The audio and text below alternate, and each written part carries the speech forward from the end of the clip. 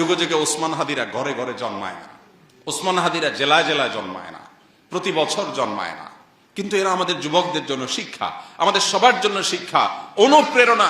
কিভাবে ক্ষুদ্র গণ্ডির ঊর্ধ্বে উঠতে হয়, কিভাবে ক্ষুদ্র চিন্তার বাইরে যেতে হয়, কিভাবে ভয়ের কালচারাল সংস্কৃতির দেয়ালকে, প্রাচীরকে ভেঙে দিতে হয়, এটা শেখানোর মতো মানুষ ঘরে ঘরে হয় না।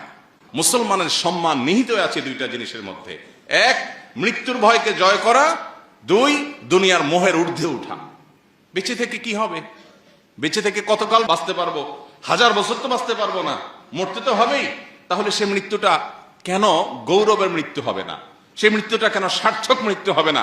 সে মৃত্যু কেন হাজার হাজার তরুণকে উজ্জীবিত করবে না? সে মৃত্যু কেন বহু মানুষের বিবেককে খুলে দিবে না? সে মৃত্যু কেন অন্যকে অনুপ্রাণিত করবে না? এই মৃত্যু কেমন মৃত্যু, যে মৃত্যু আমার একজন ভীরু মানুষের মতো মৃত্যু হবে? আমি পলায়ন পর হয়ে মৃত্যু কেন বরণ করব? এই মৃত্যুর ভিতরে কি সার্থকতা আছে?